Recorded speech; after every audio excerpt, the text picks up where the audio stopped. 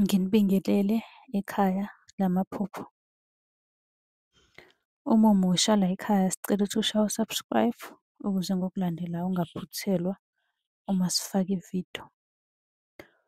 Ukubaluleka-ke kokuthi u-subscribe, senzela ukuthi uma ubuza umbuzo kwi-comment, sithi masibuya nevidiyo eyimpendulo, i-notification izongena kumakhalekhukhwini wakho, ebese ividiyo-ke uyayibona ngokushesha kanjalo.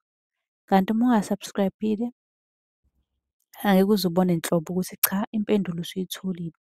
Ngakho-ke uma unombuzo buza kwi-comment sizokwenzela ividiyo.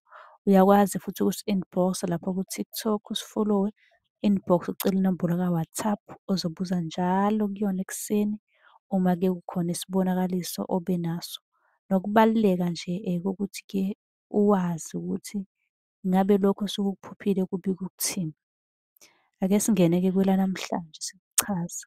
Ake sikhulume ngabika ubunzima. Ubunzima-ke ongase ubhekene nabo noma obhekene nabo. Ukuphupha uhleli ebumnyameni kubi. Kuzomele-ke ulungise izinto emsamo noma ngithi ulungiselwe izinto lapha emsamo. Ukuphupha unethwa imvula. Kunezinto okumele uzilungise ekhaya kusho ukuthi kukhona ubunzima obukhona. Ukuphupha kunuka ithayi lemoto, akukuhle neze. Kungenzeka uhambe ngayo imoto bese kuba nengozi enkulu, kuzomele usukume.